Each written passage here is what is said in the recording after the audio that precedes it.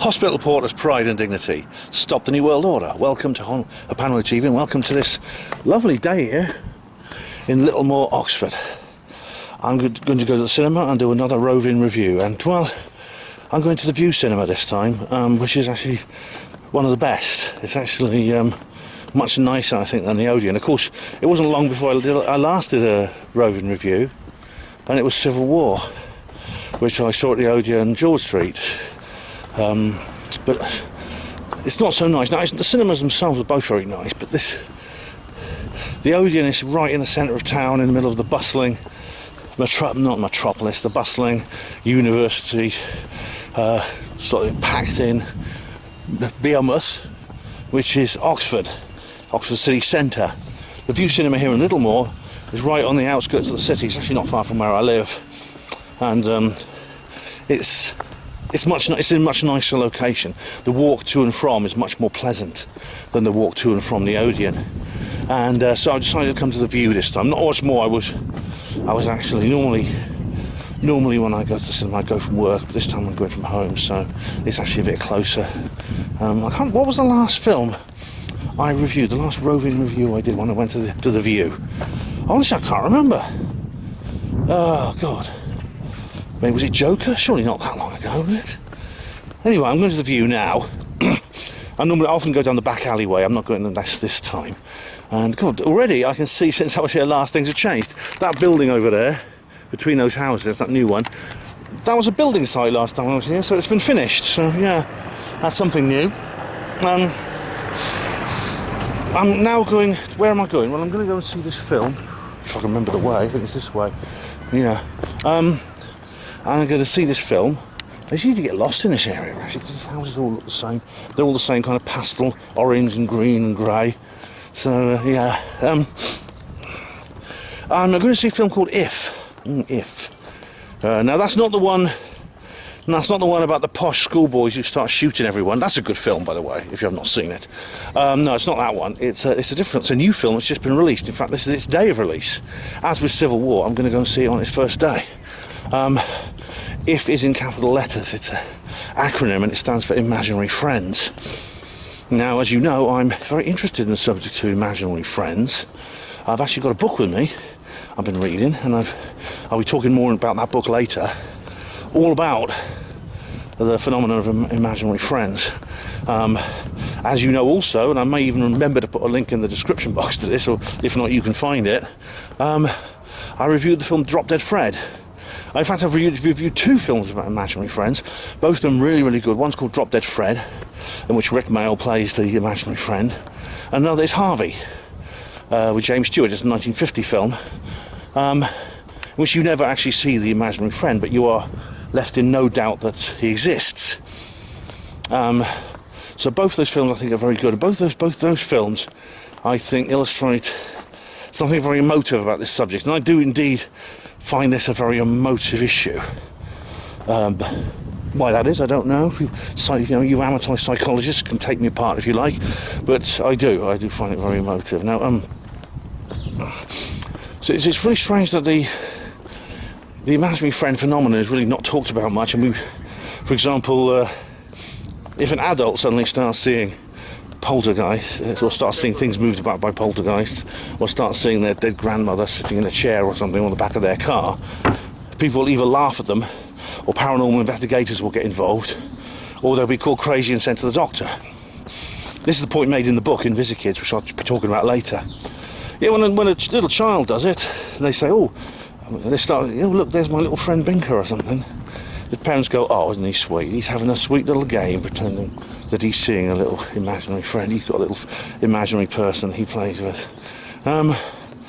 So, in a sense, though, I mean, as the author of the book asks, why is there this discrepancy? Why do in one hand we see something of either interest or alarm, on the other hand we dismiss it as something, some kind of like juvenile frivolity? Why is that? And that's a good point. Why don't we study the imaginary friend phenomenon as we would other forms of strange phenomena? And indeed, that's what this book attempts to do. Now, I should point out that there is a distinct. We're going under the little railway bridge now. This railway, by the way, above us, is the same railway you see on the big metal bridge by the river, which I've shown you before. The Megtow Bridge, as I call it. See, when you ask adults about their imaginary friends, indeed Mike Hallowell, the author of the book, talks about this, they don't say, yes, this was one of the games I used to play. I mean, I used to play games with, when I was a kid, I used to pretend to be a cat, and my brother used to pretend to be a snail. We called each other cat and snail. That was our little kiddies game, you know. And children often, and adults will often say, yeah, when I was a child, I remember having this game or that game. I used to play hide and seek, and I used to, the teddy bears used to, I used to have to pretend to find the teddy bears, and I used to pretend not to be able to find them because the teddy bears were hiding themselves, things like that. But when you ask the adults about their imaginary friends, amazingly, they report, no, that's different. He was real. I actually saw him. He was actually right in front of me. He was literally right there. And I can describe what he looks like, I can describe his voice, he spoke to me, everything. Which means the imaginary friend phenomenon it's not, I don't think it's a psychological phenomenon. I think it has a lot more in common with ghostly encounters, demonic and angelic encounters, things like that. The jinn, encounters with the jinn, etc., etc. I think it has a lot more to do with that. And of course, if you read my novels, Roswell, especially Roswell Revealed, the middle one of the trilogy, which I'll be talking about later, you'll know that I tackle this subject in those stories. It plays a big part in that particular trilogy, that narrative. I mean, why? What is going on? This is the question. This is why I want to go and see this film. Now, looking at the trailer, it looks like some kind of light-hearted comedy. I'm hoping it's not. I'm hoping it is a little bit more deep than that, but we'll see. We'll see. Anyway, as always, I've avoided any reviews or any synopses or anything like that. I've avoided all these things. I never look at anything like that until I've seen whatever it is I'm going to see myself, and that's what I'm doing. So we'll find out what happens. It could be like you see, it could be. I mean, Richard Dawkins, and funnily enough, I'll be talking about Dawkins again later. In his own imbecilic way, he kind of gets it. It's really, really weird. He half gets it. Well, he gets it up to a point, but then his own falsehood drags him back away from the truth or from a real investigation. Because he compares the imaginary friend to God. He says that God is similar to the imaginary friend phenomenon, and he has a little bit in his book about imaginary friends where he describes what I've just described. People actually literally see something, and then Dawkins says, well, that's basically what God is. God is an imaginary friend for adults. I don't know.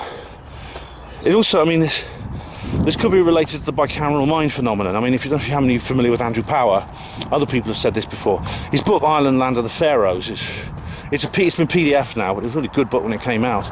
Sadly, it had a very short print run. The author's now passed away. The bicameral mind is like, the term bicameral is a political term. It usually refers to a legislature that has two chambers, like the Westminster Parliament does. But it also refers to the phenomenon of having two chambers within your mind.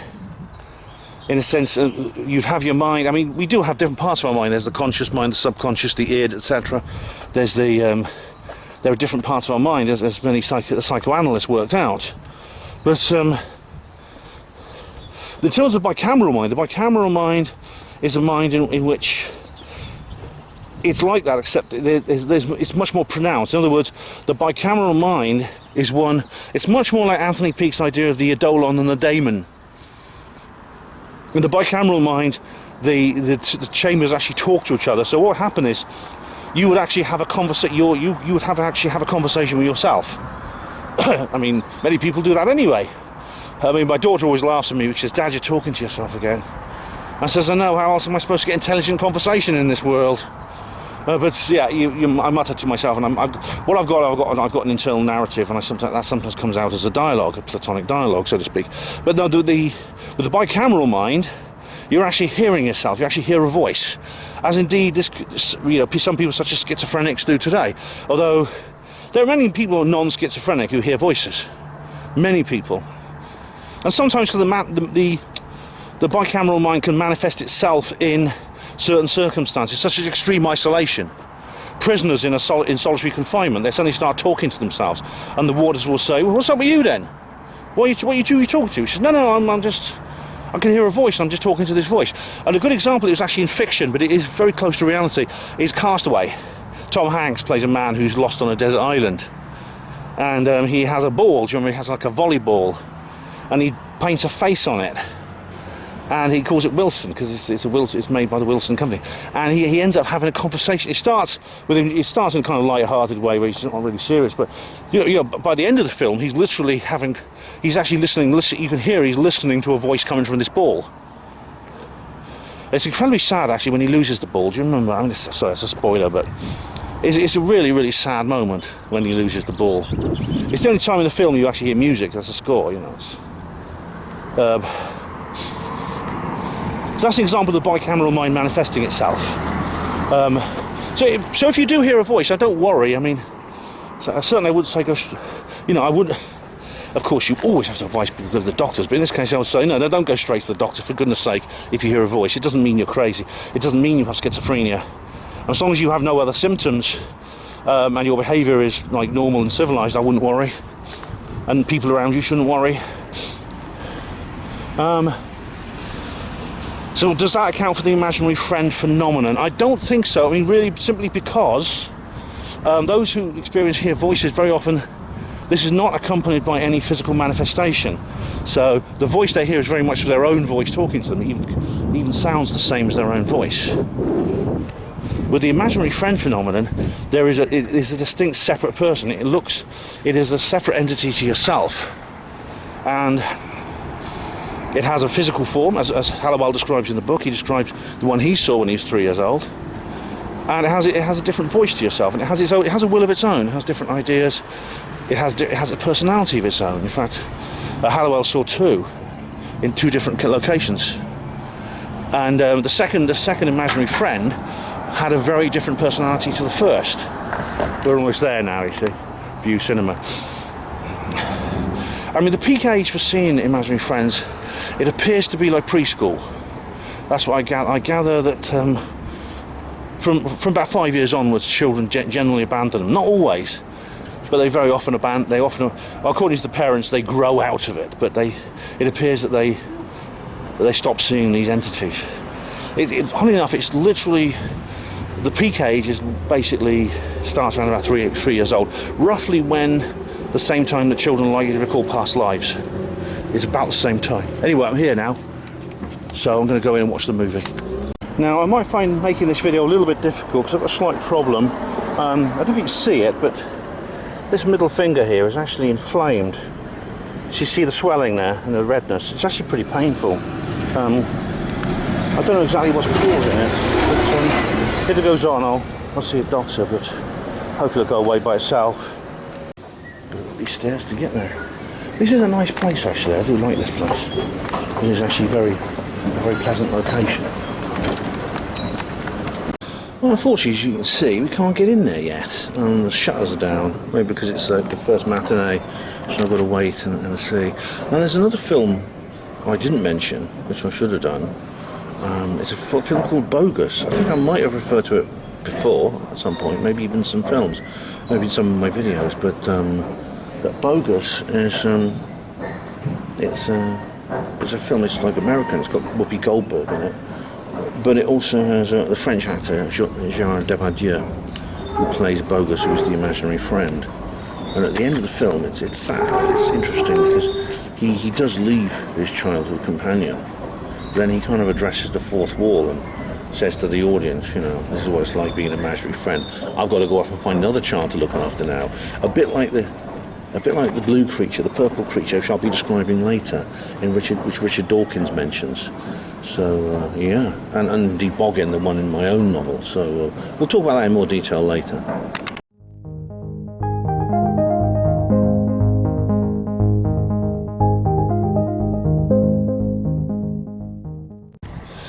Okay, I'm out. Wow, that was way better than I expected it to be, actually. That was actually... I didn't think it would be like that. The trailer, just to say, you can go and watch the trailer on YouTube. And I was in two minds of whether when I saw the trailer, I was in two minds of whether I was even going to go and see this film, because it looked to me like some kind of just very sort of kids slapstick comedy type thing. But it's not. It's way more than that. The book, right? Before I forget, this book here, can you see it? Invisikids by Michael Halliwell. All right, that's the book I was talking about.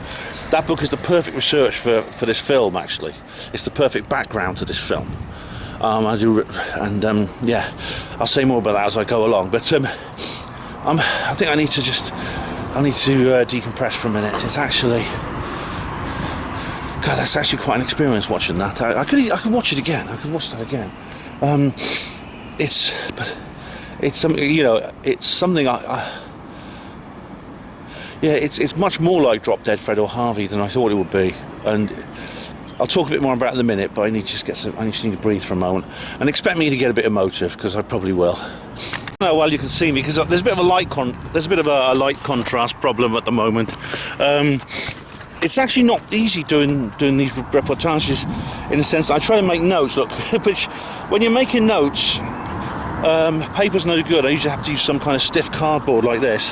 And look, you can see what I've been scribbling away in the dark. I can't even see what I'm writing, and that's the result. So doesn't really help me much.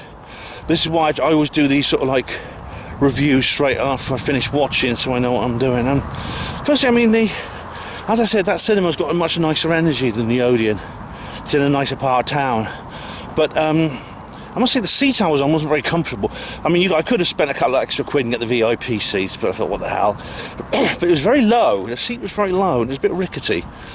I could have moved to another one. There was only about 5 or 6 of us in there, which you'd expect on a weekday matinee, actually. A bit like Civil War was the same when I went to see that.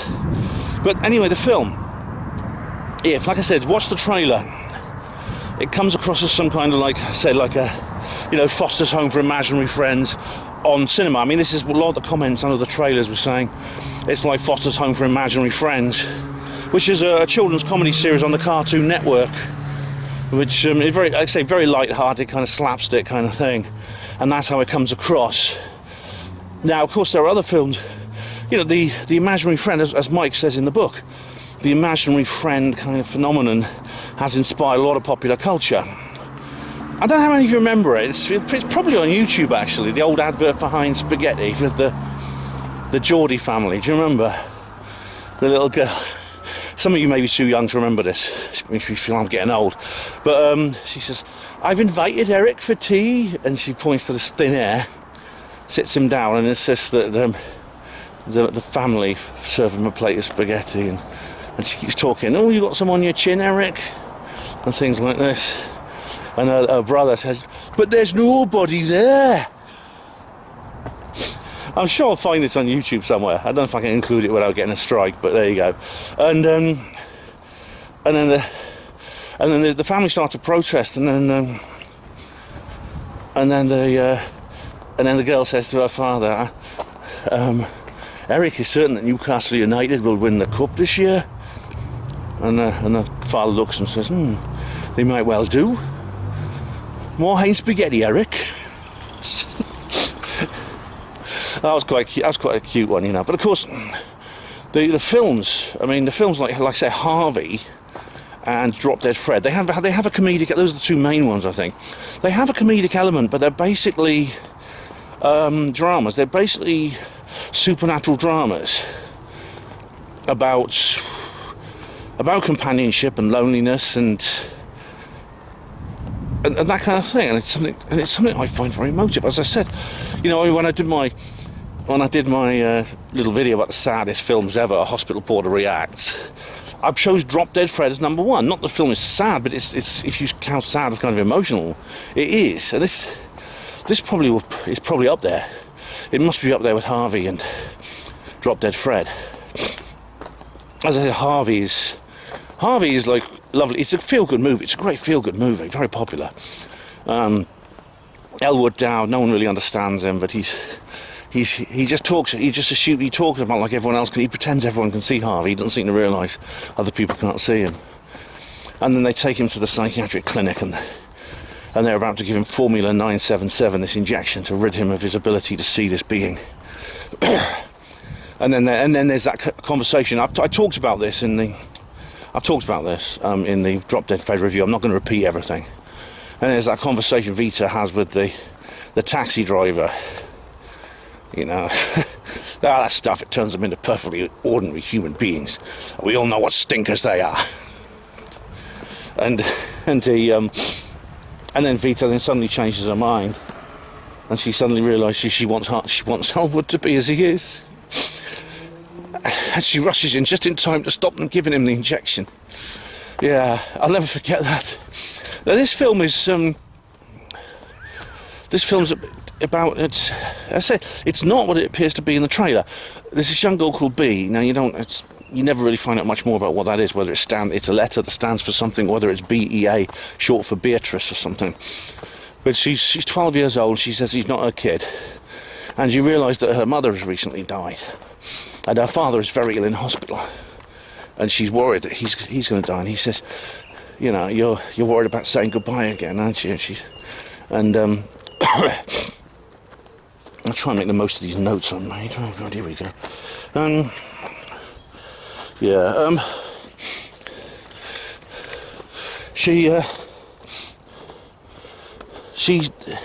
Her father goes into hospital. She ends up living with her grandma, who is. It's interesting. As with Drop Dead Fred, you know, there are similarities between real people and the imaginary friends, because her grandmother has an English accent. I might take the back way actually, just because it's a bit more private. The grandmother has an English accent, and I can't remember the name of the actress. She's quite well known, and she's a very jolly, sort of happy lady, very likeable, and B's very fond of this lady. It's set in the United States. It's set in New York, and she speaks with the girl speaks with an American accent,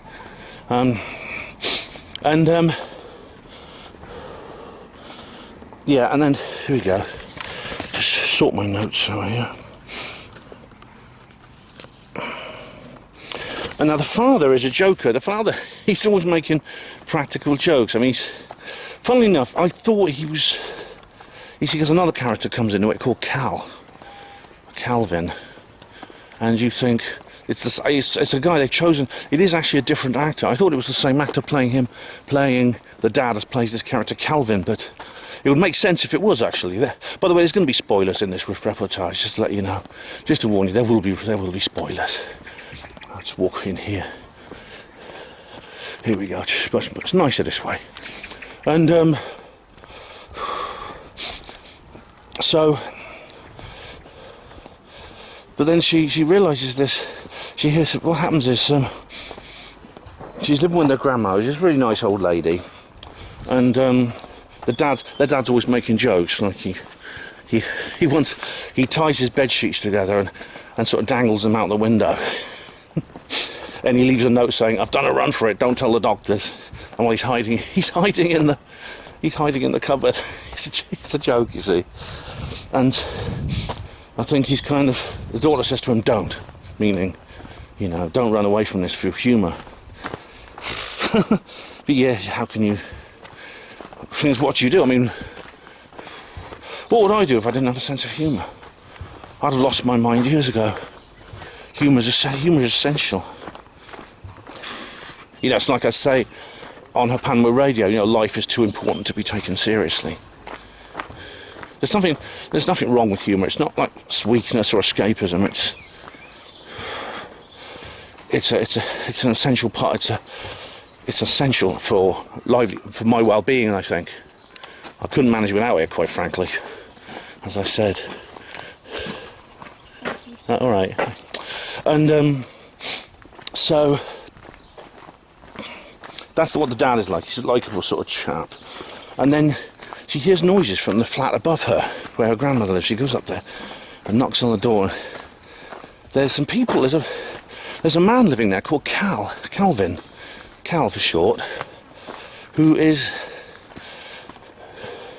looks very much like her dad. I mean, I did check at the end because I always stay for the credits. I thought it was the same actor playing this character. It's not. It's actually a different actor, but he looks very much like the dad. They found someone who looks just like the dad, and I think there may be a reason for that. I don't know, but because it would have made sense if it was the same actor playing both figures. And it's not long before you realise there's something strange about Calvin, because Calvin follows B around everywhere. It's a bit muddy here. Cal follows B around everywhere, you see, but he never interacts with anyone else. You know, she goes up to a reception desk, and the receptionist immediately turns to B and says, "Can I help you?" Not to the man who's with her.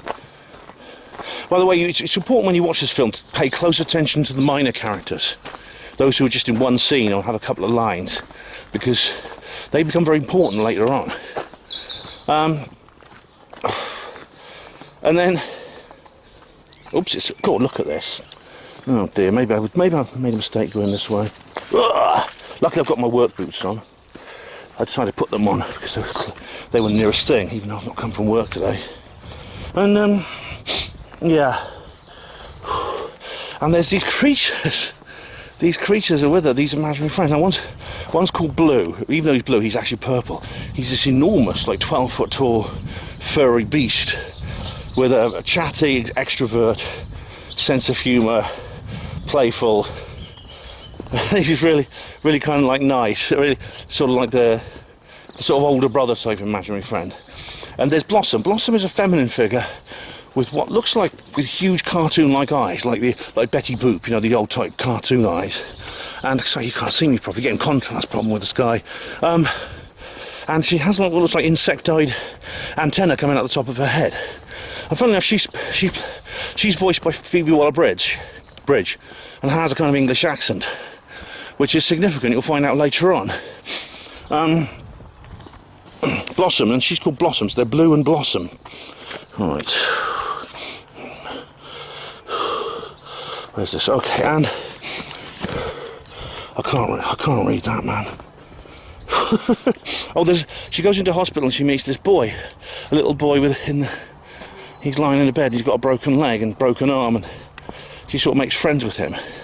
And then Cal and Blue, they take her to a place underneath a roundabout in the fairground, underneath this carousel in this fairground, to a basement area where it's a retirement home for imaginary friends. They've gone to live there because their children have grown up and forgotten about them. And so Cal and B decide to set up a kind of matchmaking service, a kind of reunion sort of matchmaking thing. And so they interview the imaginary friends, and they draw up profiles for them and put them in a catalogue, and then they go and find them and try to find them new homes. They try to find them new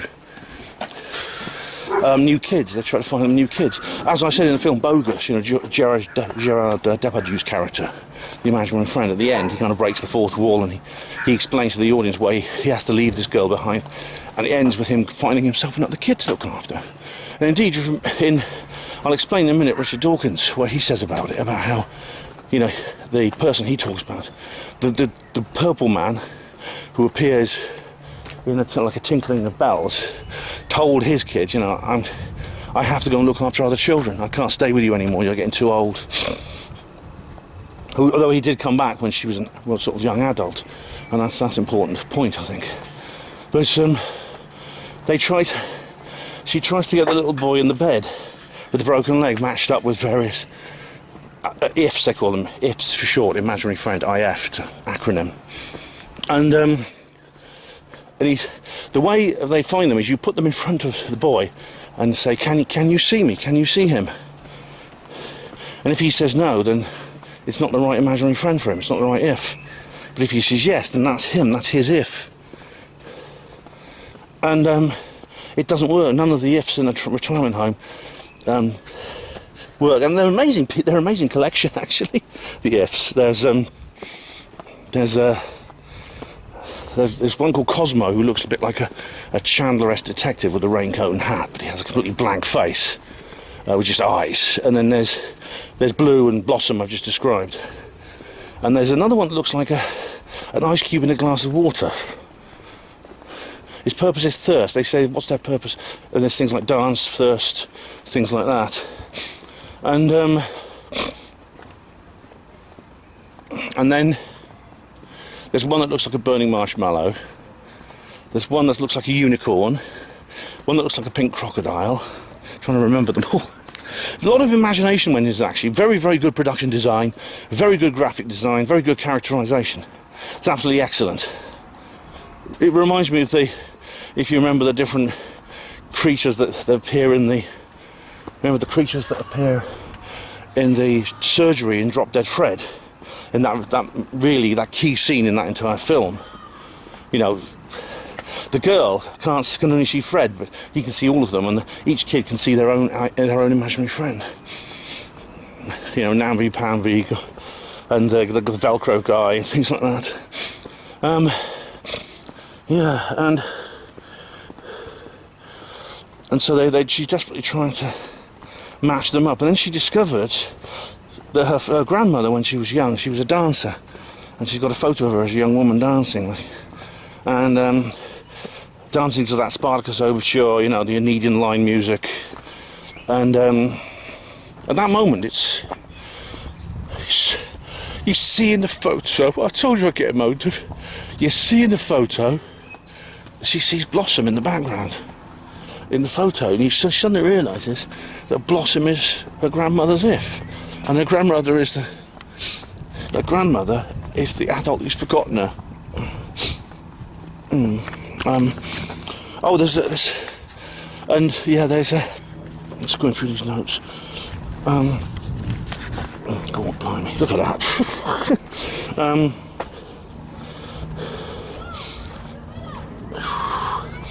And what happens is, there's someone coming. Bee tries to get Blossom reunited with her grandmother, and she says, no good, she can't see me, but she sort of comes close. It's like there's this time when there's some people coming past. Just a sec. Bee tries to get Blossom reunited with her grandmother. She plays the music, and her grandmother starts dancing, and Bee and she are hiding behind the sofa. And she desperately wants her grandmother to see her, but she can't see her.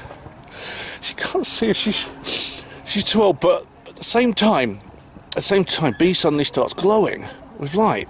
Not Bee. Blossom starts glowing with light, and you say, well, why is that? Why is she glowing with light? And the answer is whenever an adult remembers their if, it fills the if with energy. So even if they can't see them, they just think of their if and they remember them, and then the if starts filling with energy, because it's when the adults forget them and disappear.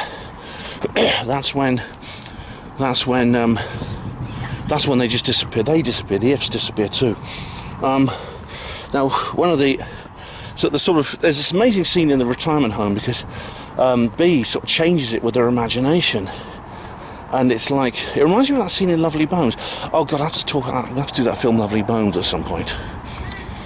But it's a really horrible film in some way, but it's about a serial killer who targets children. But it's still a really good movie. Try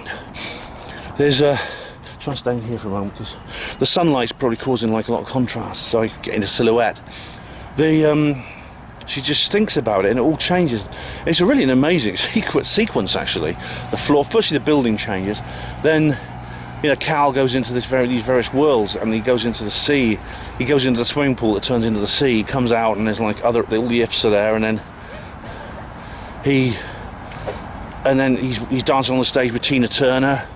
God, it's amazing. It's an amazing sequence, that it really is. And then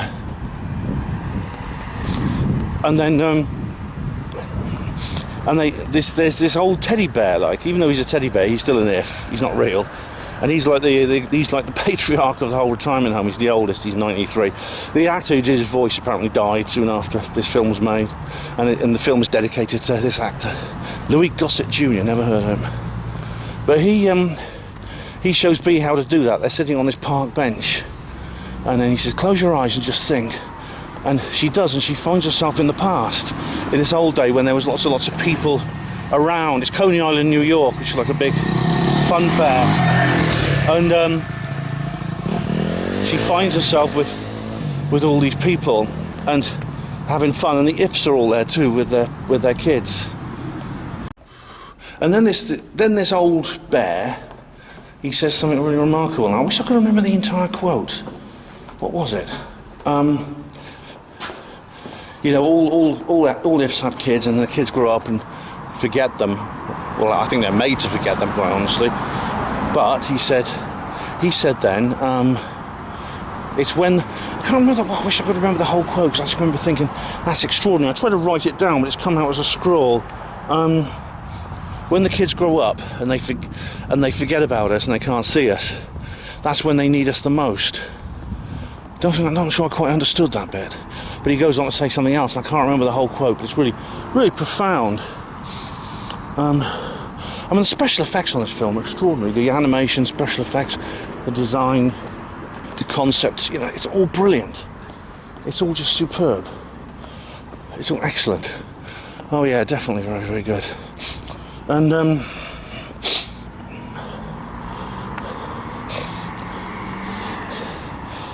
then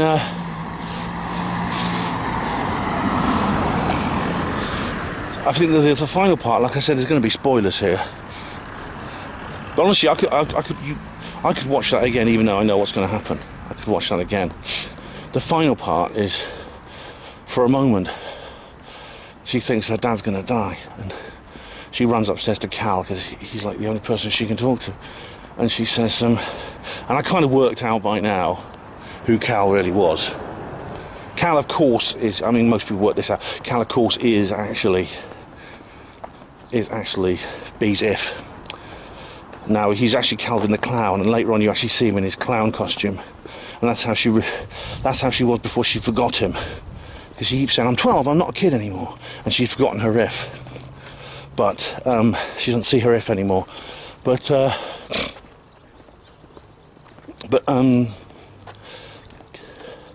he's dressed in normal clothes, and I say the actor is a different actor, but he looks very much like her dad.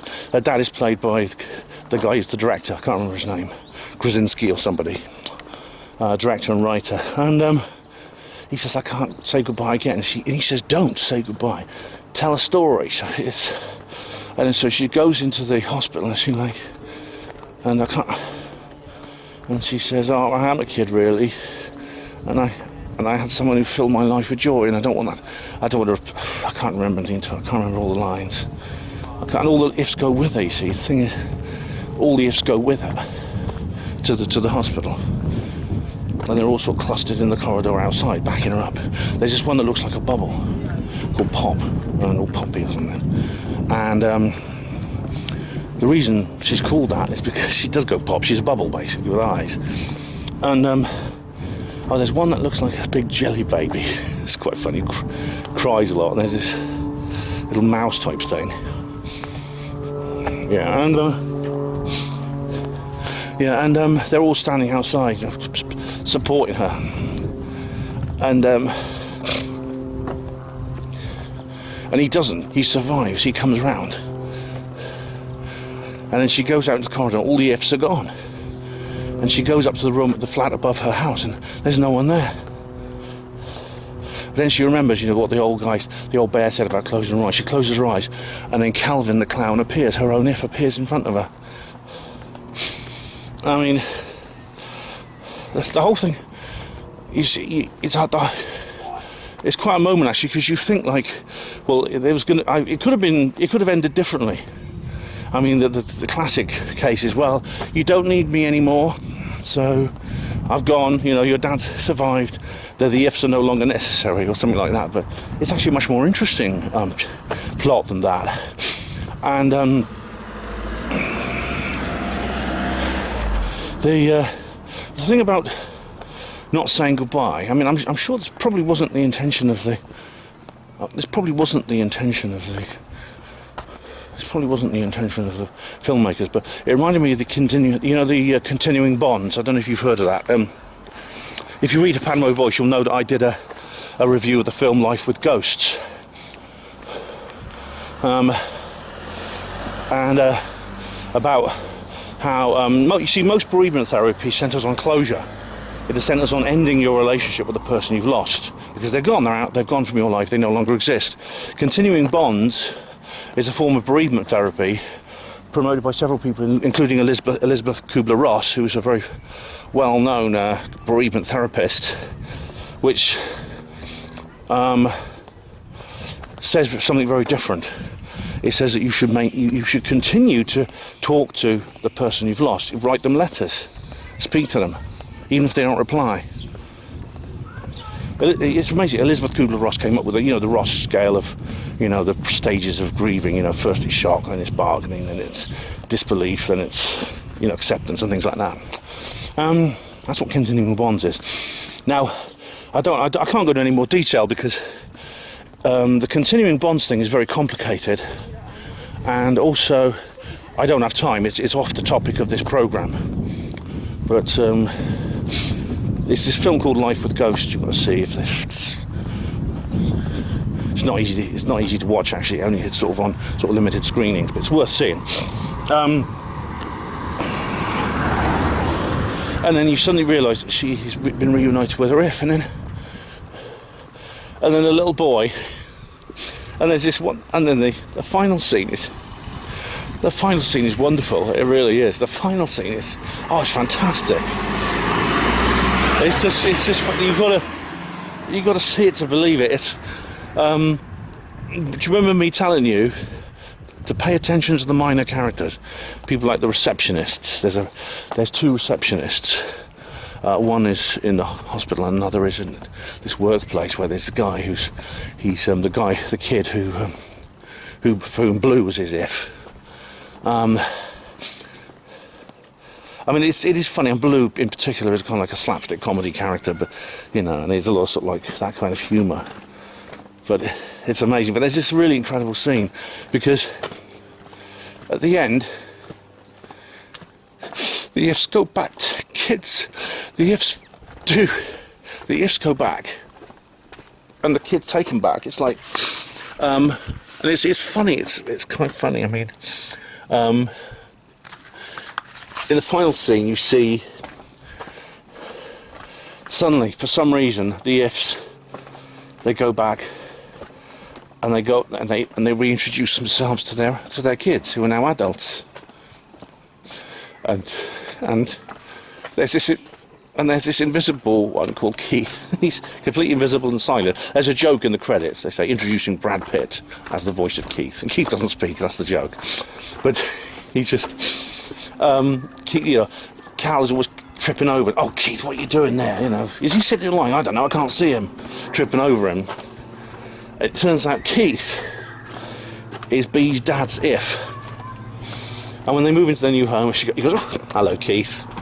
And you suddenly realise that Keith, the ifs they've already kind of done it by the time that scene happens. Well, some of them are introduced, like the two receptionists. Their ifs come up to them. The unicorn lady goes up to the workplace receptionist and says hello, does a little rainbow and says hello. And then the medical receptionist finds her if, the pink crocodile, sitting on the car, and she's really happy to see them. And the little boy, the broken leg, finally finds an if. And it's not any of the others, it's like this dragon thing. And of course we know that Bee finds her if, who is Cal the clown. She's just forgotten him. And she could see all the other ifs as well. And and then what about Grandma? See? What about Grandma? You see, what about her? What about Blossom? Because you remember that Bee tried to reunite Grandma with Blossom, but Grandma still couldn't see Bee. And you think to yourself, well, what about that? And then we never really see the moment when Grandma starts seeing Blossom again, except when Bea and her dad move out, and they could move into their new home, and so the dad picks up Bea from the grandma's, and of course the mother's passed away, and then it's so well done, it's so good, it's so well done.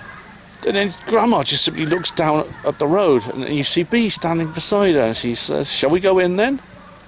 Simple as that. She's already been reunited with Blossom. Sorry, not Bea, Blossom. She sees Blossom standing beside her and says, "Shall we go in then?" And you realise that Blossom is already off screen, reunited herself with Grandma. It's really, really great. And that's the end, and then that's the end of the film. This is just a very brief silent clip at the end showing the old bear. I always stay and watch the credits in case, you know. It's like with Black Panther, you know. There's usually some kind of postscript. So I always watch it to the very end. And then just like this little clip with this bear, and you dedicate the loving memory of Louis Gossett Jr., who died soon after he did that voice acting. So yeah. Just got to give you a bit more background to this whole issue, I think, so we'll do that now. And then we'll see what the critics say. Well, before we get on to the reviews, I just wanted to go through a couple of other issues associated with this film and the subject matter. And this ties in directly with the film I made about Drop Dead Fred. Do you remember my review of Drop Dead Fred? Which was, I don't know if I'll put a link in the description box, but you can find it anyway. It's a film that I think I first put up on VidMe. And I mentioned that there have been several scholarly studies into this particular subject, so, but believe it or not, it sounds almost unbelievable. One of them is in Richard Dawkins' The God Delusion.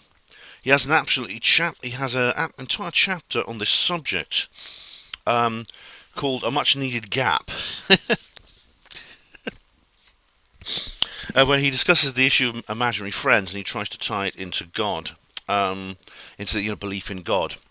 And he talks about the famous it's a famous poem here by A.A. Milne. I won't read it out now, but it's A.A. Milne, the creator of Winnie the Pooh, wrote a poem about an imaginary friend called Binker, and it's called Binker. He says, "Binker," I won't read the whole thing, but it's Binker, what I call him, a secret of my own, and Binker is the reason why I never feel alone. And he says, "Daddy's clever, he's a clever sort of man, and Mummy is the best since the world began, and Nanny's Nanny, I call her Nan, but they can't see Binker." He talks about how much he really likes Binker, and how he says Binker is as brave as lions, Binker is as brave as tigers, Binker's as brave as elephants, and Binker isn't greedy, but he does like things to eat. And that's this again. This comes into other studies of imaginary friends, which I'll talk about in a minute with another book. But what children will do is they'll insist that their parents, when they sit down to eat a meal, if you're lucky enough to have the kind of family that has communal meals, sometimes it's the only time families get together, they'll insist that the mother or father lays a table for the imaginary friend. And not only that, but the imaginary friend will sit down and eat the food. But according to the parents, the food's still there on the plate. No one's eaten it, and it's as if as if the child and the parent are occupying two parallel universes. And in the book by Mike Hallowell, I'll talk about that in a minute. This is like it's like you see, it's a strange. This is what makes the phenomenon so strange, because the children themselves, as far as the children are concerned, to the experience of the children, they don't call these friends imaginary. The term imaginary friend is that given to the child by adults. It's given to the child by adults to say, well, obviously the friend is not real, so it's imaginary. The child will never refer to their friend as imaginary. And Richard Dawkins, in his own sort of very dismissive and sceptical way, he's kind of got to the nub of this, which is really, really weird. So in his falsity, in his delusion. To his delusion, not the God delusion, Richard Dawkins seems to understand this very well. He says, "Is the imaginary friend phenomenon a higher illusion, in a different category from ordinary childhood make-believe? My own experience is not much to help here. Like many parents, my mother kept a notebook of my childish sayings." And I never once believed I was really any of the things I pretended to be in my games, and I think that this is normally true of childhood make-believe. But I didn't have a Binker. If the testimony of their adult selves is to be believed, at least some of these normal children who have imaginary friends really do believe they exist, and in some cases they see them as clear and vivid hallucinations. I suspect that the Binker phenomenon of childhood may be a good model for understanding theistic belief in adults. I do not know whether psychologists have studied it from this point of view, but it would be a worthwhile piece of research. Companion and confidant, a Binker for life. That is surely one role that God plays, one gap that might be left if God were to go. This guy is so bloody patronising, but it's for some reason he seems to get it. It's really weird, even though he doesn't believe in it.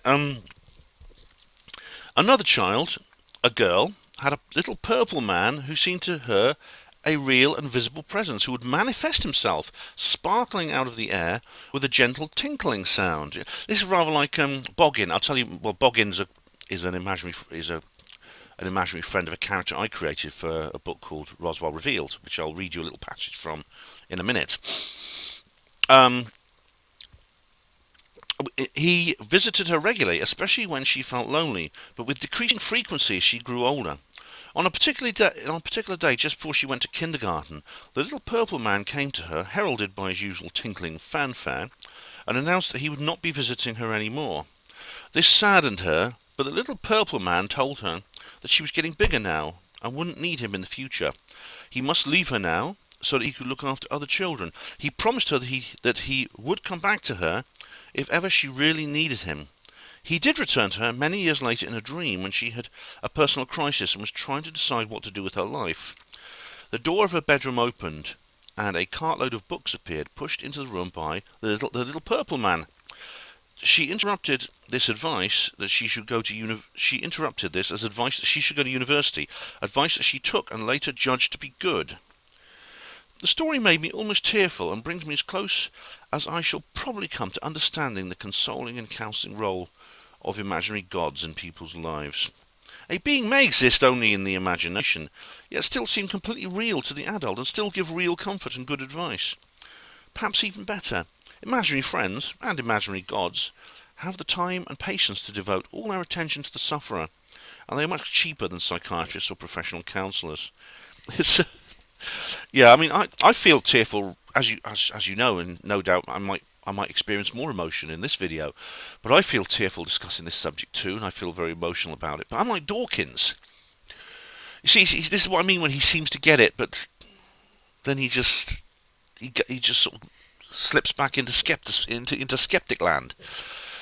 He seems to get it, but then he just doesn't quite, because he just sees this as a product of the mind. That's all he is. Oh, by the way, I'm claiming fair use under copyright guidelines for reading that passage in this book. All right. And the same goes for a passage I'm going to read in this book now. This is a much better book, Invisikids, by Mike Hallowell. This is Invisikids, The Curious Enigma of Imaginary Childhood Friends by Michael J. Hallowell. I know Mike Hallowell. I've spoken to him. This book was originally published, the first edition came out in 2002, published by, it was a different publisher. This is now the second edition from CFZ Press, and the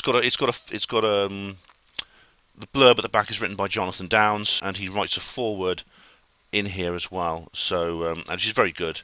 John Downes is fantastic. He's a fantastic guy. So again, I'm claiming fair use on this.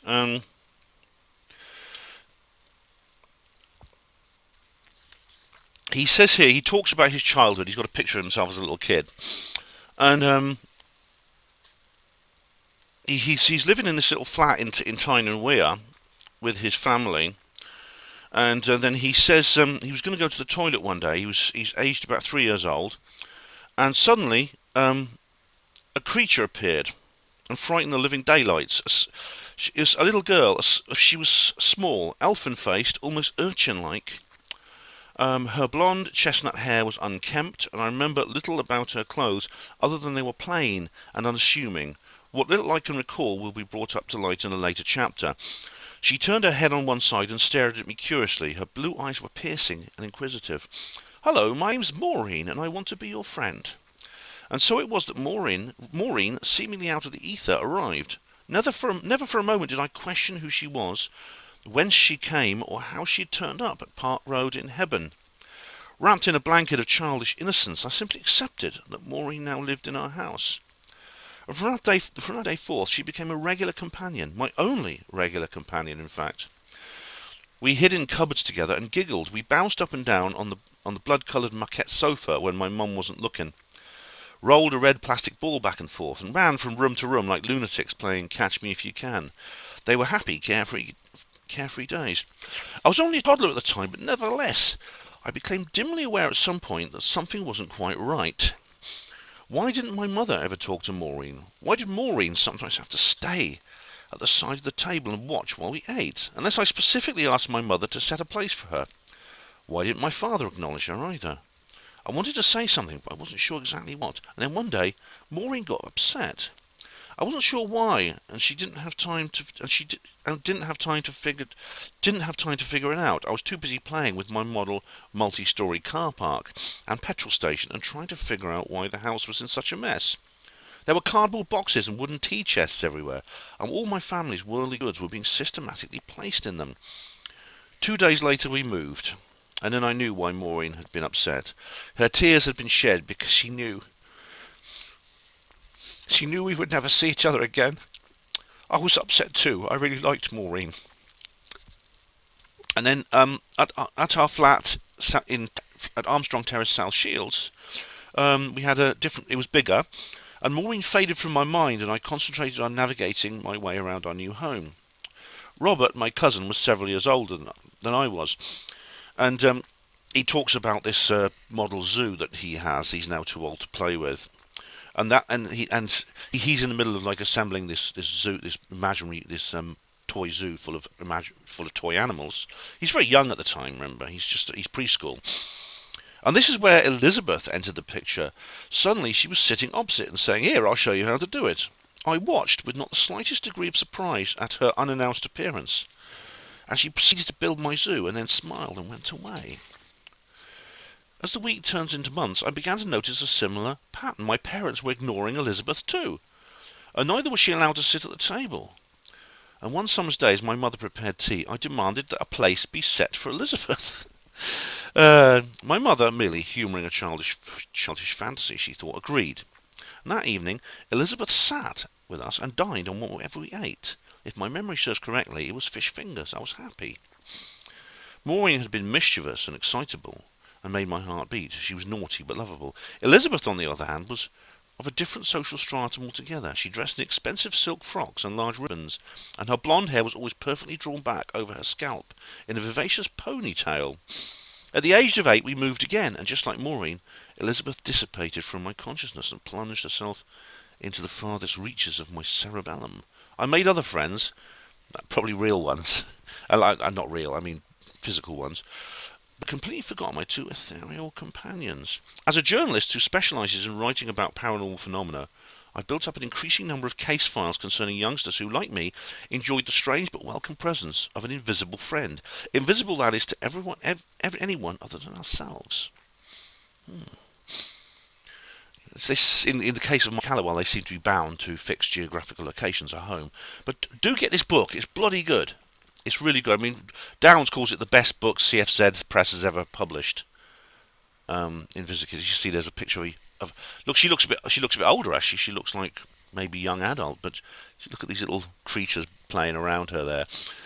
And of course, that was the issue of the purpose of Drop Dead Fred. Of course, was that the thing about Drop Dead Fred was, of course, that Fred, brilliantly played by Rick Mayall in this film, comes back into the life of Phoebe Cates' character, a young woman in her early 30s who suddenly finds herself faced with her childhood imaginary friend.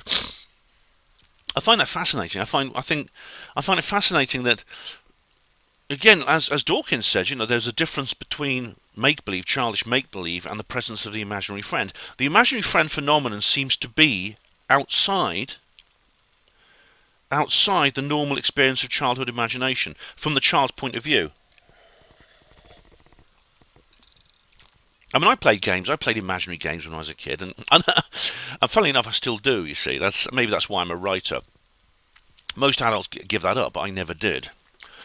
So it's. I find this subject fascinating. I never had an imaginary friend in my life, or I never had a. I think he uses the term quasi. What's the term he uses? Hang on. He's what's the term he uses? Quasi corporeal companions is the term Mike uses in the book. So yeah, what I'll do now is I want to discuss perhaps one of the risks of this, and I describe it in my book Roswell Revealed. This book here. Some of you have seen it, others. Some of you probably have read this. Yeah, if you haven't, why not? Read it. It's only £10. There you go. Roswell Revealed: The World After Disclosure. It's the second book in the Roswell trilogy. You know, it's annoying. I don't actually have a physical copy with me. I've sold them all. I sold the last one at the Basis Project. So whoever's reading that, but I mean, I'll order some more from the printers, so I'll be able to take them to future conferences. But I'm going to just read you a little passage because you see, it's at the moment, as far as I know. I mean, this is not actually a problem. I mean, it's something that concerns me, but it's not at the moment. Psychologists will not immediately order children to be put into care when they say they have imaginary friends, but a time is coming possibly when that will happen, because psychologists basically are not to be trusted. They're not to be trifled with, and that you'd never let your guard down around a psychologist. Never. I've talked before about various people I've encountered, and this is directly relevant to the passage I'm going to read. I'll have to read it from the electronic file that I used to write the book. Let's have a look. There we go. Now, to give you a bit of backstory, the main character is called Siobhan Quilly, and she has a younger brother called Brendan, who's he's like a preteen boy, and he starts reporting that he has an imaginary friend, someone called Boggin. Now, usually at the age of 10, children, it's usually preschool kids who have the imaginary friends, but in this case, he's a bit older. He's like 10 years old, and he has an imaginary friend called Boggin. Now, this is very interesting. And what happens is, I'll give as much backstory as I can. Siobhan and her mother Gina, are living in this house. The father is in hospital, and Siobhan and Gina Siobhan is living with Brendan. Siobhan's not living in the house, but she's with Brendan is living in the house with her mother, and Siobhan is constantly visiting because she's concerned for her safety, because her mother latches on to someone called Millicent Arbroath Laird. When I describe, when you read, I won't read the description of her, but she's this horrible old Scottish lady. You may think she resembles somebody else that I've talked about, a real person. For legal reasons, I won't actually tell you who I am, but Millicent Arbroath Laird is based on a real person that I knew. She's a psychologist. She's a Dr. Millicent Arbroath Laird, who works for the Brentwood Institute of Human Relations. She's one of the founders of this particular organisation that is basically a psychological warfare think tank. And she latches on. She becomes very close friends with Gina. And Siobhan is very distressed by this. She comes into the house and does a lot of horrible things, including forcing or inducing Gina to change Siobhan's name to Joanne for things like that. But and her mother insists on addressing her as Joanne from that on. Now, Siobhan actually stands up to Millicent at one point, shouts at her and storms out. But as she dances out of the lounge into the kitchen, and she hears Brendan's voice from the kitchen. That's right, Boggin. I'm not sure. Yes, it was a good movie, but the ending sucked. Siobhan stopped and went back into the kitchen. Her 8-year-old brother was sitting at the kitchen table with his back to the door, completely alone, talking to the wall. Horror filled her as she realised that his voice was also audible from the lounge. Gina and Millicent came through the door. Both were staring intently at Brendan. I should point out that Gina is very distressed about the fact that Brendan has an imaginary friend. She sees it as there's something wrong with him. Klain, that's the father, he's a lot more open-minded. He takes a similar position to me. Boggin, don't be stupid, says Brendan. I know you're not stupid, but I mean, like... Her mother looked worried in a controlled and tense way, as she had done when Siobhan had first told her about Brendan's imaginary friend. However, Millicent's expression was different. It was a look of satisfied greed. Her black, beady eyes were wide open between their wrinkled, liver-spotted lids, and she was almost smiling. I should point out that Millicent's organisation is marketing a childhood antipsychotic called Taniflen. And when Siobhan meets up with Millicent earlier on another scene, Millicent insists that Brendan needs a course of Taniflen to cure him of this imaginary friend. And then there's another scene here. Now I should point out that this might sound familiar to you. All right. I don't believe it's an exact copy, so I don't believe I'm committing plagiarism here, but it is very much inspired on a particular scene. I think the most emotive and important scene in the film dropped the thread. Brendan was scared. He insisted on Siobhan accompanying them to the doctor's. Gina wasn't happy about that, but eventually capitulated. He held his mother's hand, but kept his eyes on Siobhan. Dr. Millicent Arbroath Laird came with them, of course. She already knew a good paediatric psychiatrist in the area and had made the appointment. She took charge of everything, booking them in at reception, telling them which chair to sit on, and when they went to the waiting room, speaking to the doctor first alone before his consultation with Brendan and his mother. Siobhan had never felt so helpless and frustrated in her life. She was screaming inside, "Stop!" but there was nothing she could do. Her mother was hardly speaking to her at the best of times. How was she meant to talk her out of this situation? Gina dutifully obeyed every word Millicent uttered. Siobhan sat next to Brendan with their mother on the other side. There were 4 other families in the waiting room, 4 pairs of stoic, fearful-looking parents sitting with their children. The younger children were playing happily with the toys supplied from a box in one corner. A door opened at the far end of the room, and a bald man in a grey suit came out. "Brendan Quilly, please." All 3 of them got up.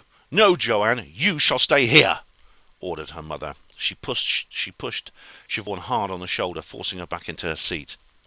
Gina and Millicent led Brendan into the doctor's office. As soon as Siobhan was alone in the waiting room, one of the other mothers leaned over to her and said, "Don't worry, it'll be all right. Dr. Leninger is very good." The mother smiled sweetly and looked over at a blonde boy of about 5, playing with a train set, presumably her son. He's one of the world's leading experts in dealing with the imaginary friend problem. She lowered her voice. Siobhan nodded. She dared not speak because she wasn't sure she would be able to control what she said. She looked at the little blonde boy. Every so often he would look up from the train set and speak a few inaudible words to his companion in the thin air in front of him.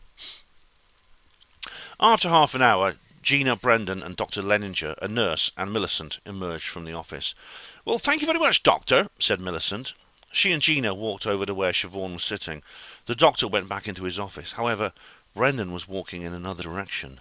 The nurse had him by the hand and was leading him over to a third door at the far end of the room, a large, heavy door that was painted pure black. Just before they passed through it, the boy turned and looked at his adult sister. His expression was unreadable. The door shut behind him with an obtrusive thump. "Mom, Millicent, where is Brendan going?" "We opted for a 3-week intravenous treatment," said Gina. "What do you mean?" "Dr. Leninger prescribed Taniflen," said Millicent. "It's a highly effective paediatric antipsychotic. There are 2 treatment options. A 3-month oral course, that's pills, or 3 weeks of intravenous injections. The latter, unfortunately, can only be done under inpatient conditions. Therefore, Brendan is going to take a psychiatric is going to a psychiatric institution for a 3-week intravenous Taniflen course." "No!" croaked Millicent. Croaked Siobhan. "No," croaked Siobhan. Millicent frowned. "What do you mean, no, Joanne? Do you care about your brother's mental health or not?" Siobhan's mother was staring at her daughter with an expression on her face of utter contempt. Siobhan went back to see her father the following day. He was fast asleep. The doctor had given him some sedatives. Siobhan took a seat beside his bedside, and watched as he breathed peacefully through his nose. His eyelids flickered as he dreamed. "Hi, Dad," she began. "I know you can't hear me right now, and you probably wouldn't understand me if you could. But you must get better soon, please. We need you." Tears rolled down her cheeks. "Please, Dad, get better and come home."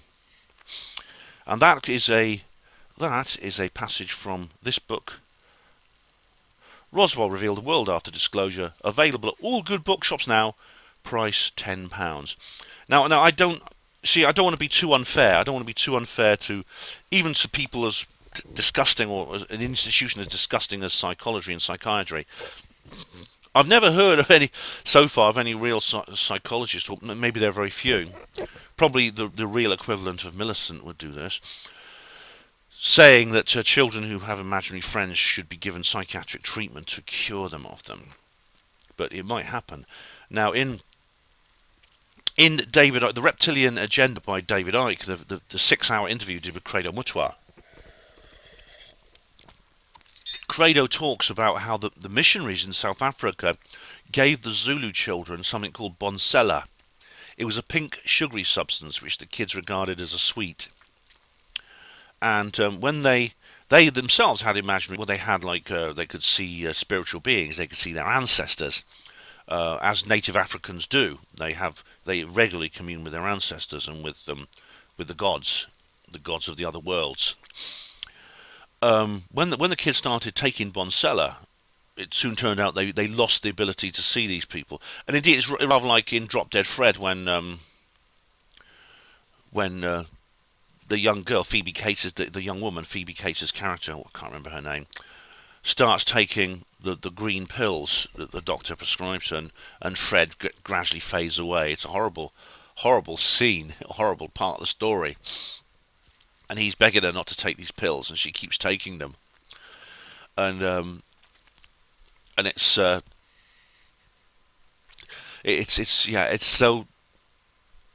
Eventually, see, and also the film Harvey, which is probably the most famous film about imaginary friends. This brilliant film it was long ago, 1950 or so, with James Stewart, who has an imaginary friend who's a giant white rabbit. He's also taken to a psychiatrist to be given this Formula 977 to cure him of seeing Harvey. And it's really wonderful because it's one of the most moving scenes I've ever seen in cinema. His sister Vita May, she after his conversation with the taxi driver, she then rushes into the consulting room and begs the doctor not to give him the medicine. She decides she likes Elwood Dowd, her brother, the way he is. It's it's a very sweet scene, very, very, very touching. And the thing is, you may think, well, Credo Mutwa's come under a lot of criticism. They said, well, he made up this story he told David Icke. But the thing is, John Pilger, in his book Heroes, talks about his own visit to South Africa, and he describes how in the homelands, the black people in the homelands were given a pink sugary drink. And it's in my view, it probably contains something like aspartame. But in this book, I had a copy of it somewhere, I don't know if I've got it now, but in this book Heroes, it seems to have the same effect, almost as like this is a liquid form of bonsella. Now, as far as I know, John Pilger and Credo Mutwa don't know each other. They certainly, I don't think, would have collaborated on a hoax. So don't be surprised, though, if a time comes when, especially in the upcoming future, in the new world that is being created, don't be surprised if at some point the Illuminati start demanding that psychiatrists and psychologists start curing children of imaginary friends. Don't be surprised that that happens, and it's something we have to fight back against. It's so important we fight back against that. If you have a child who has an imaginary friend, I mean, Louisa never had one, but if your child does, just encourage them. Like Klain does. Klain does this in my story. In Roswell Revealed, the father, that's Sean and Brendan's father, he encourages Brendan in his supposed fantasy. He asks him questions. Asks him what they look like. And indeed, later on in the story, Siobhan meets Boggin. Let's just see, maybe I can find it. What is it? Okay.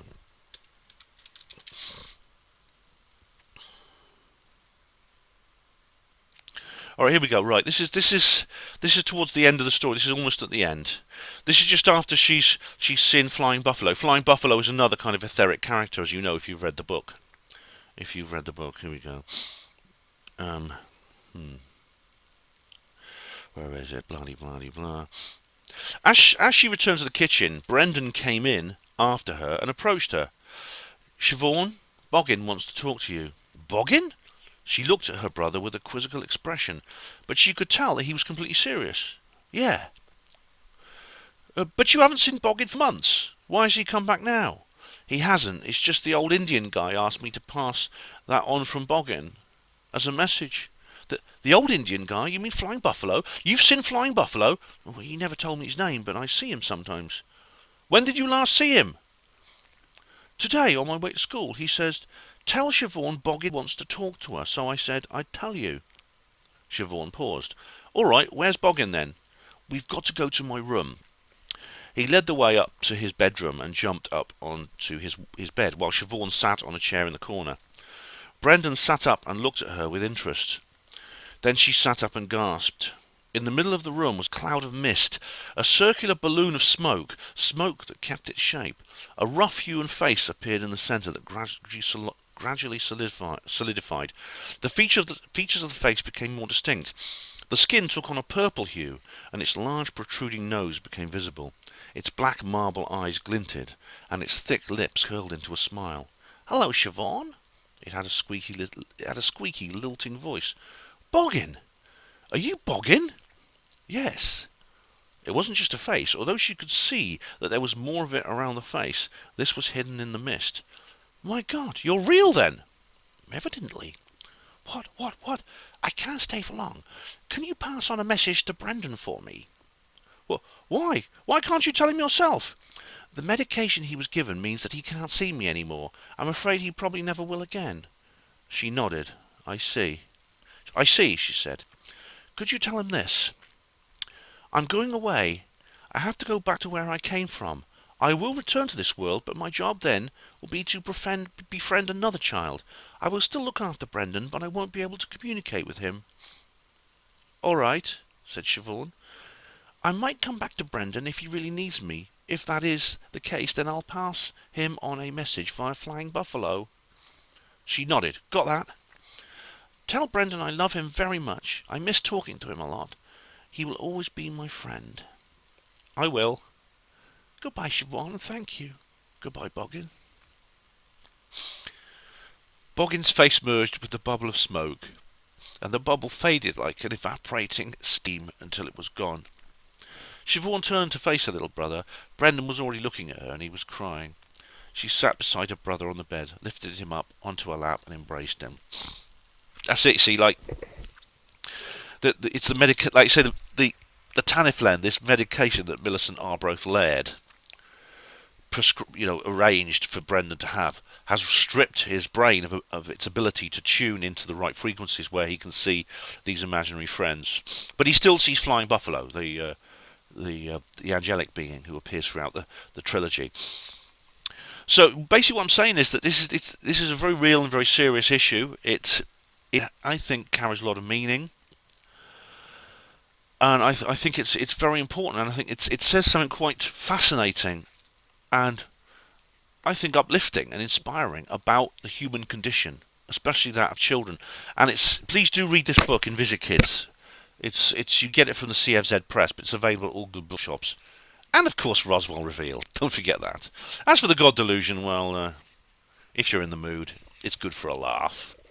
Alright guys, let's see what the critics are saying, shall we? And as always, we shall start off with The Guardian. Let's have a look. Here we go. By the way, do you like this? I hope you like this new format. I'm not using StreamYard or anything or any background. It's just you get a quick look at the article and then And then that's all you need, really. So, this is The Guardian, news provider of the year. You must be joking. Support the most misanthropic publication on earth. You've read 20 articles this year. Our unique reader-funded model means we don't need a billionaire owner and keeps us free from political or corporate influence. It means we can fearlessly report the facts and shine a light on the misdeeds of those in power. In this vital year, we hope you'll choose to support us. Thank you. Go fuck yourself. What a load of crap. Anyway, this is Adrian Horton, who is got a boy's name, but is a girl, or maybe it's, I don't know, maybe it's a man, woman, or a halfway thing. I don't know. Anyway, this is it here. This is the review. If review. John Krasinski's so sentimental family drama. All right, here we go. So I'll just go back to me now. 3 stars. Ryan Reynolds leads an all-star cast in a sweet, if a little messy, tale of imaginary friends reconnecting with grown-ups who once bid them goodbye.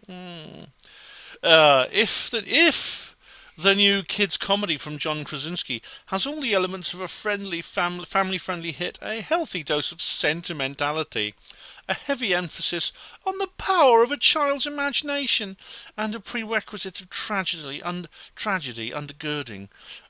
undergirding on a girl's journey. Yeah. It's bourgeois, imperialist, opium of the people. Oh, yeah. Also, an expensive mix of live action and animation, and an all-star cast of voice actors, among them George Clooney, Jon Stewart, Amy Schumer, Bradley Cooper, Maya Rudolph, and Krasinski's wife Emily Blunt. Playing a roster of family friends, ifs, forgotten by their grown-up creators and companions. On paper, Krasinski's first kids' film as a writer-director checks the boxes, though in practice it's not quite as cuddly as Blue, the giant purple bear hug of an If Hamley, what does that mean? Voiced by Steve Carell, looks. There's an underlying perfunctory sweetness to this tale of a girl who, in the midst of a family turmoil, can suddenly see everyone's former imaginary friends, but If doesn't fully conjure the magic that has elevated such family classics featuring sentient non-human companions such as Toy Story 3 and Paddington 2. I don't know about that. Still, there are plenty of wacky cartoonesque bits for the kids and for adults prone to childhood nostalgia. There's something winning and throat-achy to the premise of a retirement home for Ifs, pining for loss of their grown human friends, waiting to find another child's playmate. Well, you see, this is kind of like, I don't know if that's fair. I mean, the thing is, that's not as bad as I thought it was going to be, because The Guardian inevitably, I think, are going to see this in a very British way rather than an American way.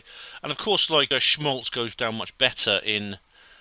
It goes down much better in this kind of thing it goes down much better, I think, in America than Britain. Unless you're like me, you know.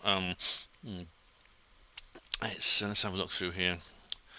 Steve Carell's superior voice work in Despicable Me, the post-war magic of Roald Dahl stories. Oh, Roald Dahl, though. He's a racist, sexist, misogynist. Remember, you work for The Guardian, don't you?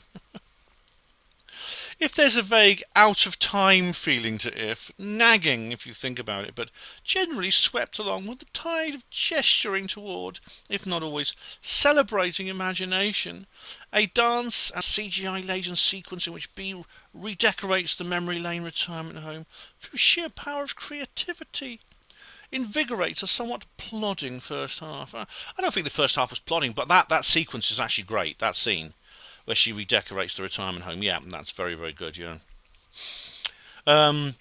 If is at its best when the cacophony of loyal imaginary friends, a unicorn, a green blob, a pink alligator, a talking ice cup, an invisible guy named Keith, to name a few, dial up the spectacle.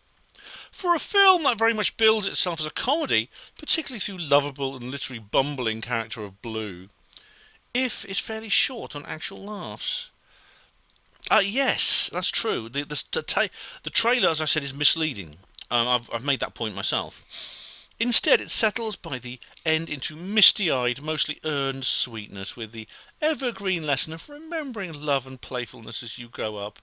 Bells and whistles and imaginary friends aside, It's that message of the inner child that is ultimately essential, and if channels just enough of it for its viewers to, for at least a few moments, remember hers. Yeah, that's not. I suppose that's not a bad review. Could have been worse. I think they were a bit too hard on it, and I think obviously they were slightly critical of the sentimentality element, which I would not necessarily object to so much. But there you go. They are the Guardian after all. And now we come on to The Independent. What does The Independent have to say? If review, John Krasinski and Ryan Reynolds aim unsuccessfully for a Spielbergian wonder. What's a Spielbergian wonder? Let's have a look. I don't. What's Spielberg? What has this got to do with Steven Spielberg? I don't get that. When Steven Spielberg delivers a moment of wonder, it feels alchemic and infinite. A long existence brachiosaurus lumbering to view. Get on with it. Yes, these are lessons not learnt by If. John Krasinski's first family film as a director, following a pair of comedy dramas. That is brief. I've not seen any of those. The Hollers brief interview with Hideous Men. His snazzy horror hit, A Quiet Place, and its less impressive sequel. I've not seen any of those films. If is a story about discarded imaginary friends who seek a new purpose with the help of Ryan Reynolds. Ryan Reynolds in suspenders. What? He's not wearing suspenders. He's wearing braces. That's what Americans call these things. No, suspenders are something very different. They're sort of like rather erotic things that women have on their legs to connect them to their knickers. I think it's mostly used by strippers these days because of elastic, with the invention of elastic. Do Americans call braces suspenders? You know, braces, trouser braces? Oh, I don't know. Here we go. It is intended to be disarmingly sincere, yet the writer, director, actor is so single-minded in the intent on delivering wonder that what he's ended up with isn't so much a film, but a series of emotional cues. No. It's the same experience, really, as sitting down to watch an hour-and-a-half long video loop of dogs being adopted. That's unfair, I think, but that's very unfair because it has a distinct narrative. I mean, I think it works quite well. It has the storyline is actually quite perceptive. I mean, it's some of the explanation, the explanatory power lacks a little bit. The emergence of, for example, of Cal into the story is slightly, I think, is not really done very well. He just seems to appear, and B just accepts him. But apart from that, I think it's got quite a strong storyline. Here we go, and it just gives you a brief summary of the plot here. The rest of the voice cast might well be read out of Krasinski's phone contacts. Oh, what? Well, he's an actor. He's a director. George Clooney, Matt Damon, Matthew Rhys, Bradley Cooper. Well, he's an actor and director in Hollywood. Of course he's going to have these people on his phone contacts. What do you expect? It's a noteworthy collection of celebrities, and all that VFX fur and fuzz is nicely tactile. But what's most impressive about it is that its director managed to land a Spielberg's regular cinematography, Janusz Kaminski. Oh, right. Oh, I see, right. I've heard of Janusz Kaminski. So he's actually works with it, right. So at times the colour palette is deep enough and the light so soft and heavenly that it might almost convince you it's actually a Spielberg original. What? No. The style is nothing like Spielberg. No. Cal is thinly sketched out as a reclusive and beaten down guy, which directly contradicts how often Reynolds whips out one of his now trademark Deadpoolian quips. Alright, yeah, I suppose Cal appears in the story, like I say, rather thinly, but I mean, he's not a thin character. I mean, I think he's obviously quite an active character. I got the feeling this is some kind of like a surrogate father. Like, I was expecting Cal to turn out to be it does turn out to be, of course, Bees If, but we thought it was like a father substitute, because I thought it was the same actor at first.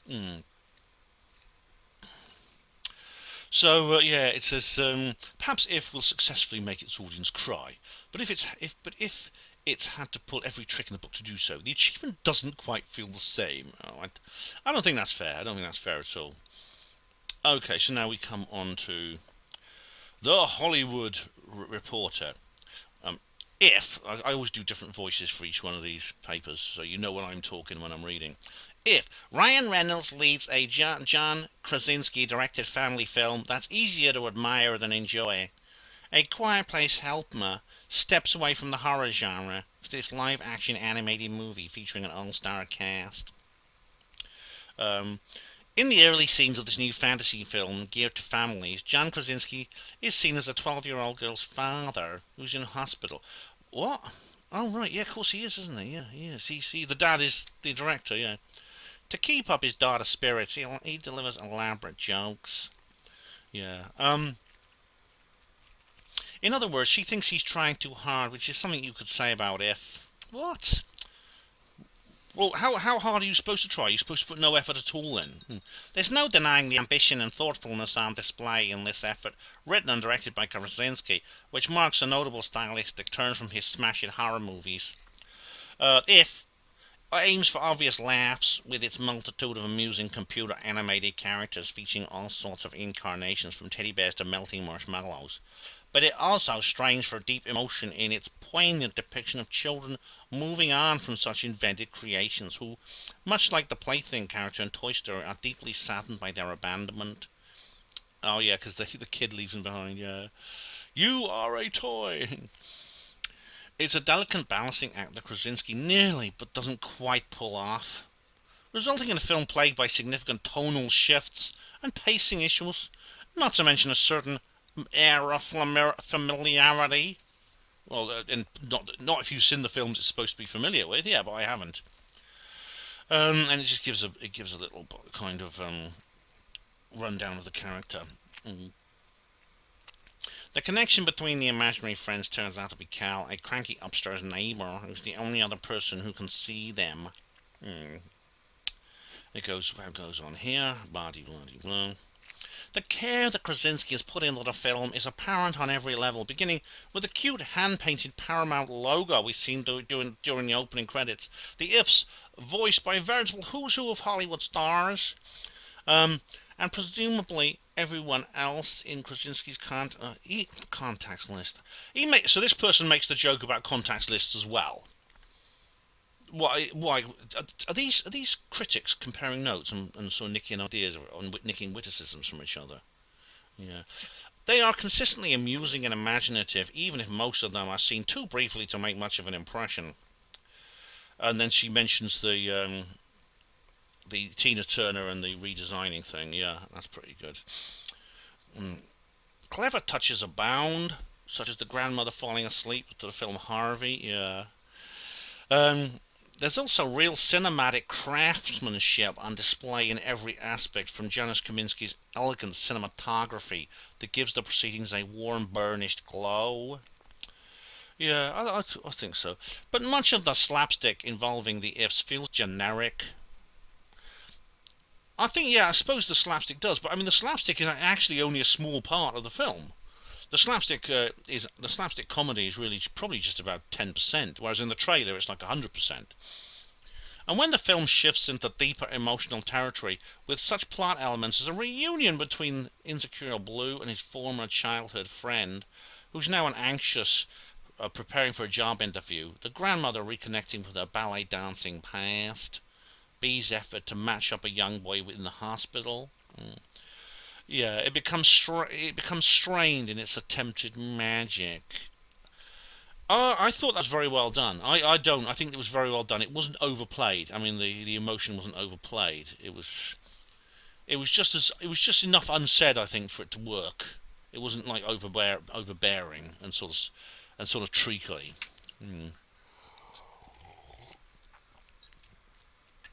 Oh, yes, the world building, which includes the Ifs beaming with a contented glow when they're remembered by the children they love, feels a bit ramshackle, as does the climactic twist involving one of the main characters. No, you must be joking. That is very...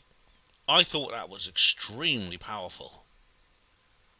The where they glow up and they're remembered. That is very, very powerful. It's extraordinarily poignant. It wasn't ramshackle at all. Yeah. I don't think it was at all. And finally, we come on to Rotten Tomatoes. Now, let's see what they have to say. Is Rotten Tomatoes on If?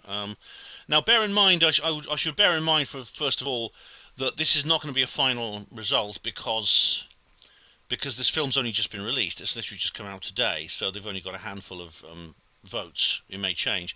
But we have 51% Tomatometer for 105 reviews. So the reviews are done now, so the reviews are all out. So 51% for the reviews. 87% audience score. Yeah. Yeah. Nice one, guys. Nice one. Nice one.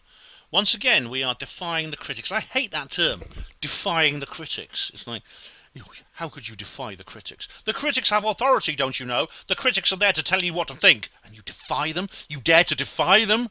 Yes, I do. Up yours, critics. I'll use my bad... Oh, there's my bad finger. Up yours, critics. Yeah, yeah, it's absurd, this idea. And this is why I don't read reviews before I've seen the films. Definitely not. Anyway, that was the critics. Yeah, so, well, you viewers, of course, are your own critics, and you can make your own mind up when you watch the movie for yourself. Well, that was the critics' opinion, for what it's worth. As I said, this is full of little clues. I may have to watch it again, actually, because there's probably some things I missed. But, for example, as with Drop Dead Fred, I mean, there are clues in the resemblance of the If to real like physical people. So, for example, and other critics have made this point. Phoebe Cates' character, the young girl, her father has an English accent, and of course Rick Mayall, the If, has an English accent. Same with Blossom, and her grandmother, who also have the same accent, which indicates that connection between them. And a psychologist would say, a skeptic psychologist would say, well, that's all the If is. It's simply a manifestation of a father figure. In the case of the girl in Drop Dead Fred, and that's right. I don't know. You see, skeptics will interpret this like Richard Dawkins does. Even when they understand it, they don't really understand it. They have this filter through which they cannot pass, when the obvious, most logical thing is to pass through it and realise, actually, we're talking about something objectively real. That is by far the most logical conclusion. That is by far the most, I think, sensible. What's that word they love? Parsimonious. Parsimonious conclusion. That's what I would say. And let's cross over. So, the actual ending was extraordinary. Like I said, I would say it borders on apocalyptic. You say, well, there's no explosions and volcanoes and meteors. No, that's not the meaning of the word apocalypse. If you remember my apocalypse video, that's not the meaning of the word. Apocalypse means, well, it literally means an exposure, revelation, the truth being revealed, unveiling. That's what it literally means. It's a Greek word, but what it actually refers to is a revolutionary change in the world and people. What I mean by that is, God, where do I even start with this? When they all start seeing their ifs again, maybe that's a sign that humanity has ascended. Maybe the reason that because all of them, the adults, start seeing their ifs, is that kind of like a sort of 100th monkey moment? Is that like an ascension? Because when ascension happens, it could happen very quickly. It could happen literally overnight, instantly. And does that mean that at that point, that one of the ascension symptoms is being reunited with your if from childhood? Because it was C.S. Lewis who said that all the stupidest adults are the most grown up, and the stupidest children are the most childish, and the stupidest adults are the most grown up. Maybe we shouldn't lose that bit of childhood wisdom within us, and maybe it's been drummed out of us by the Illuminati for that reason. Like I said earlier about Credo Mutwa and what he said. And maybe when the people start seeing their ifs, that more than anything else is a sign of the end of Illuminati rule. I'm not sure, to be honest. I'm not entirely Sure. If that was the intention of the filmmaker, probably not. And I'd probably have to watch it again to know for certain, but that's how I felt. That's how I felt when I saw that scene. Anyway, I think that concludes of this Hopanwo TV roving review of If. Do go and see it. As I said, I give it 5 out of 5. Very, very good. And there'll be another video coming soon. I've got to do the thunderstorm generator. Someone requested that, and they're going to get it. They will get it. In the meantime, thank you all of you for watching Hopanwo TV. Hospital Porters, pride and dignity. Stop the New World Order.